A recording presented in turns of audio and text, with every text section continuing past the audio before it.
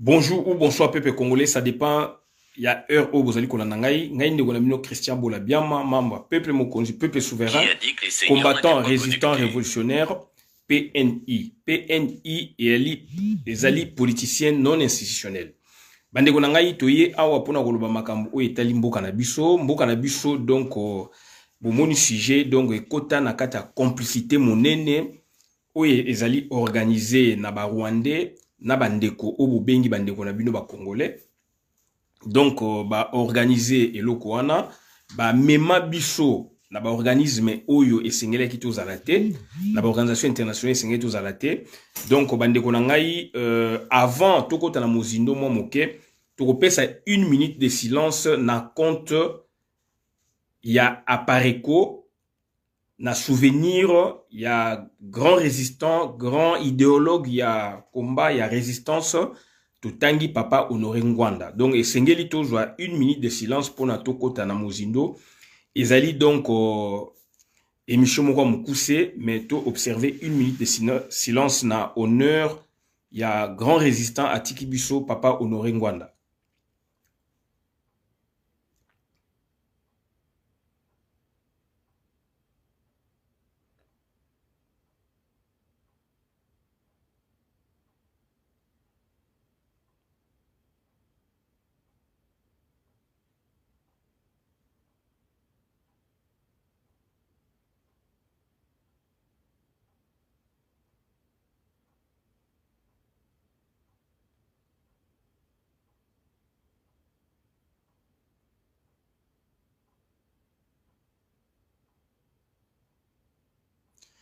Merci Mingi.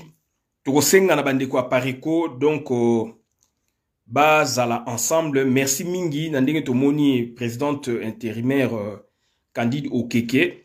Topesi bandeko nyostu ya Apareko Bokasi.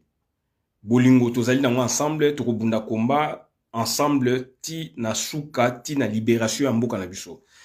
Et puis donc toko gouverner ensemble un jour, puisque tozali na objectif ya libération mboka na biso.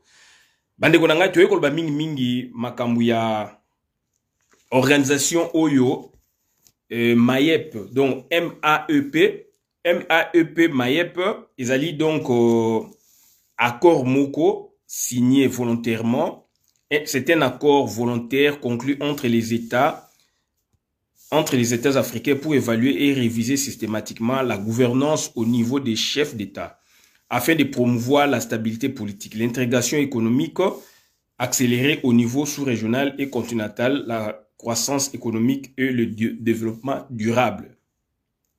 Félix Antoine Tshilombo Masali réunion na batu ya zone ya Afrique, donc bazo parler na MAEP, donc tout temps c'est un accord volontaire, etc. Mais stomeki ko décortiquer yango, ko comprendre yango, bandeko na ngai Congo eko joa placité. Accord wana signé pour la côté kaba minéré na biso. Puisque un accord volontaire conclu entre les États africains pour évaluer et réviser systématiquement la gouvernance. Évaluer systématiquement la gouvernance. De quelle gouvernance s'agit-il? Gouvernance politique ezali, gouvernance politique, économique, etc. Sportive, militaire, etc. Bon, quand on prend la gouvernance en soi, on vise beaucoup plus la grande gouvernance, c'est la gouvernance politique. Puisque la gouvernance politique n'est mutu ezali ko créer ba norme pour les appliquer nase. Alors que gouvernance na biso wana donc ezali téléguidé, s'il vous plaît. Gouvernance na biso ezali téléguidé par Paul Kagame, par Museveni, par la Tanzanie, puisque Hippolyte Kaname c'est un Tanzanien. Donc par la zone, par donc Tshombo merci mingi noko, et par donc le Kenya. Donc MAEP et ali wana accord wana ali pona ko teka bokonzi ya mboka, pona ko teka ba minéré na biso. Tozongi na accord.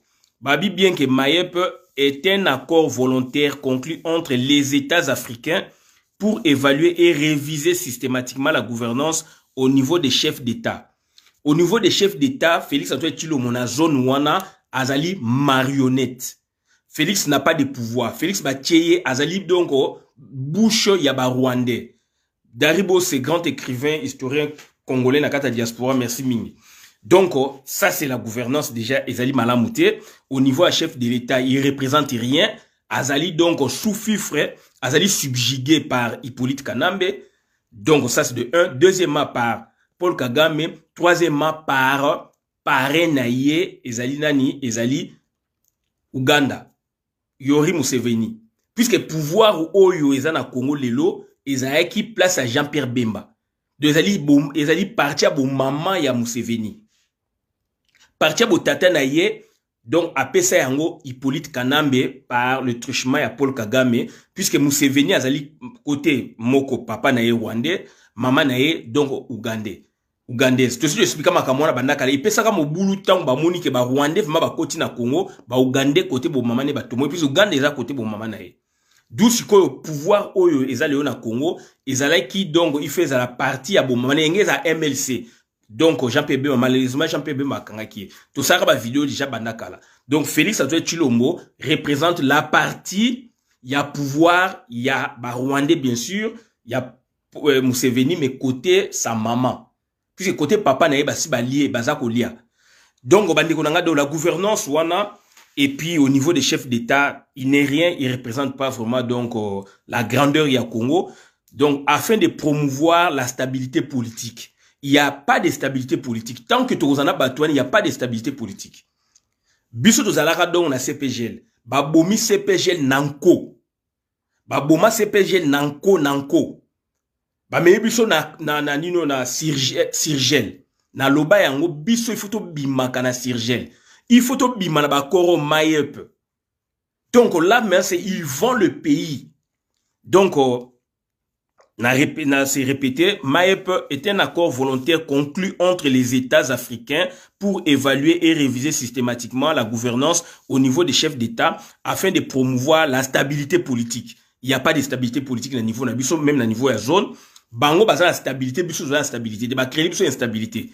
Donc, l'intégration économique accélérée au niveau de la sous-région. Intégration économique accélérée, ça c'est la cogestion. Il y a des ressources nabiso. Il y a hydrocarbures. Ouganda azali ko pomper pétrole, biso to bénéficier na ngote. Rwanda azali ko pomper ba gaz méthane a créé ngo comme donc électricité, biso to ko bénéficier na ngote. Donc ba minerai na biso ba tandeli biso les longs wana ya Tanganyika batandeli biso ba autant d'usines ba transformation ba minéraux ba bazana ngote. Tanzanie les loyo croissance est commis à 7% et bota la PIB na bango ndenge commis. Tanzanie tend vers le pays émergent grâce ou à cause ya occupation ba Hippolyte Kanambe. Et dans l'entretemps matata ponyo Rwandais matata poyo aya roko sabino que croissance na Congo ya 6%. Alors croissance, quand la croissance monte, donc c'est au niveau surtout il y a ba import exportation, il y a ba minerai, il y a ba gisement wana. Donc il faut qu'il y ait donc une rentabilité dans la caisse à l'État. Et matata po ya ko sabino 6, mais vous regardez maintenant comparativement na biloko matata po ya salaki to bendiango comparé maintenant. Donc, rentabilité, ils allaient croissance à 6,7 et ça la Tanzanie. Et tout le monde, donc, toute l'humanité en parle. Tanzanie a vu la richesse, on appelle Azuba Mbongo. Donc, voilà déjà, donc, intégration économique, ça c'est la cogestion et la richesse dans la zone, la croissance économique et le développement durable. Il n'y aura jamais de développement durable tant qu'il y a prédation au niveau du Congo. Nous risquerions un jour de perdre notre forêt. En l'instar, il y a forêt Amazonie. Puisque à côté si ba chinois bazo kata ba nzete ba forêt na biso donc on a ndenge ya kosakanate alors ils ont écosystème deuxième écosystème ya monde ils ont ko réguler makambebele donc c'est à dire soto bito so kaka na niveau kaka ya développement durable côté forêt donc ba koko na biso lobi ba ko vivre en côté soto bito so ngo côté ba minerai lobi et ko zali épuiser Congo akomi ko zanga mai Congo akomi ko zanga boé bande ko est-ce que ça normal? Donc, ça, c'est, ils ont dit, bah, maïep, bah, Sirgel, bah, boé. Alors, biso, tous ali zone, la biso, dans le bango, ils ont dit Afrique centrale. Bah, comme qu'on verse biso, donc, vers l'Afrique orientale. Alors, bah, toi, bah, ça, qu'on boma biso. Accord volontaire. Nana pesaki, nana ngwa andimaki, que accord volontaire, wane salama, bande konangai. Mais ça, c'est, ça, mafia. Donc, bande konanga, voilà, likamtongo, tolo, bayangwana, yami balé, Donc ezali tout ça information to kopé ça donc nini moko mukuse parce que tout ça problème il y a téléphonie, ça risque de couper à tout moment. Nan les allons régler c'est ni le ba alerte sur l'existence des réseaux de production de faux duplicata des cartes des lecteurs. To peksa bino bloc ba seni. Eza ba aventure. Mais lelo ba ko ganga ba to ba ko loba yango. Donc soto bitolo ba boye o non ba opposant ba zo sa musani. Yango na opposé eza ba vrai opposé eza biso. Ba vrai opposé eza li biso. FCC to FCC binoko FCC et ko récupérer pouvoir. Ba chef Félix wana ba tika kiye. Ezali lokola mwasi na kata ndaku azali donc ko réclamer et comme problème ba yoka intena mobile comme ti famille faut et assister bango. Mais libala na ni kufite to yebisaki bino bazali ensemble. Le FCC et comme ko boya bakota na gouvernement wana. Et le bi daribose.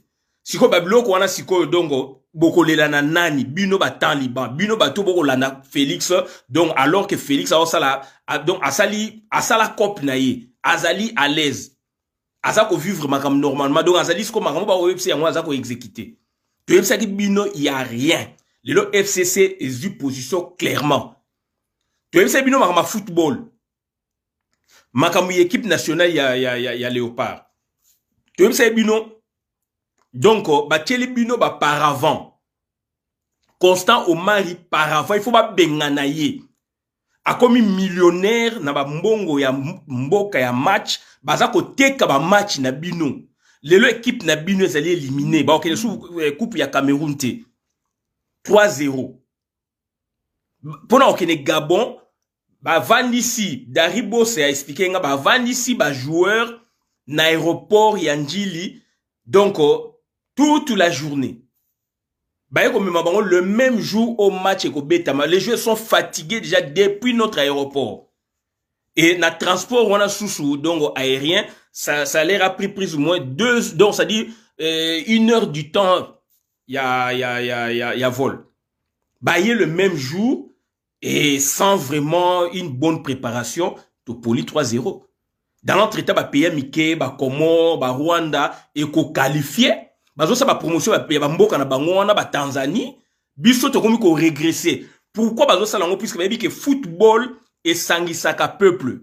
Football c'est un langage commun. Batu nyos to boko za la groupe moy bas boko sangana na football, une équipe nationale, unité nationale nde yango wana. Résurgence unité, il y a vraie unité nationale par le football. Donc, Bazako Lingate, équipe de et Mata, François Moussunga et Massa, merci. Bazako Lingate et Mata, puisque ce que Mati, beaucoup na donc na effervescence wana, beaucoup faire naître ba idée à révolution parce que Mok ezako marché té.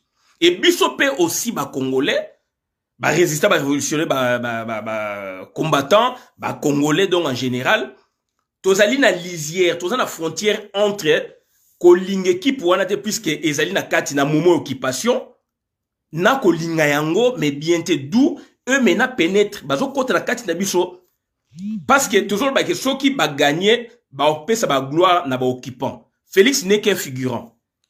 D'où sikoyo ezali ti eloko lingi mais olingi te ou abandonner ni to abandonner te d'où eux mena pénètre ils ont joué sur notre psychologie. Donc c'est à dire tout ça qu'on souhaitait qu'ils puissent marcher dans l'entretemps eux en profitent pour na battre kaka ba match wana ba négliger donc football na biso. Or la révolution peut venir de ce côté-là, football, surtout football. Mais nous n'avons pas compris puisque tout ça qu'on bengana, tout ça qu'on réfuté biloko tout et eux maintenant ils en ont profité pour na équipe na biso et participer mais à un moment moko pour participer. Puisque tous allez donc équipe pays monene, il y a des joueurs bah transfert international ko bimaona bah boebo donc ne serait-ce que toi participer mais toi qui n'est plus loin té. Dans l'entretemps eux bah ça ko ba transfert internationaux bah aide ya FIFA ya CAF boye bah match de bino ba komi ko triquer yango ko teka yango dans l'entretemps toujours souka na face mo bongo. Alors que football donc ezali un des éléments de la révolution dans le monde. C'est une arme et la révolution. Eux, ils ont compris ça, mais nous, on n'a pas encore compris. Puisqu'on dit quoi? Tout ça qu'on rejette, mais tout ça qu'on lingango. D'où maintenant, eux en profitent. Mais eux, ils savent que par le football, il peut y avoir révolution. Tant qu'on fait le 4 janvier 59. En référence, le 4 janvier 59. C'est par rapport à quoi? Par rapport à football. Il y a football. Tout changer mentalité, bandeko nangai. Constant Omari, c'est un paravent. Il y a un Binamungu, Théobald Binamungu. Deuxième personnalité, c'est le Rwandais Toloba Yango.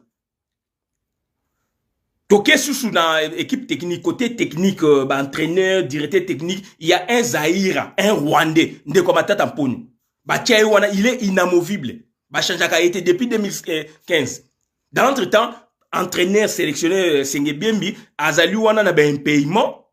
Bazo futa été, bazo conditionné que soit au gagné, to futa yo, ba mbongo eleka, ba moins eleka, mais dans l'entretemps, Zahira, Azali neti second, mais c'est lui le grand patron aussi côté technique.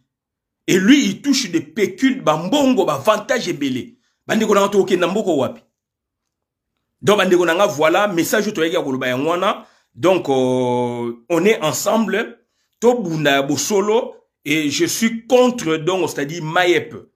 Mayep, Sirgel, Nazara contre Yango.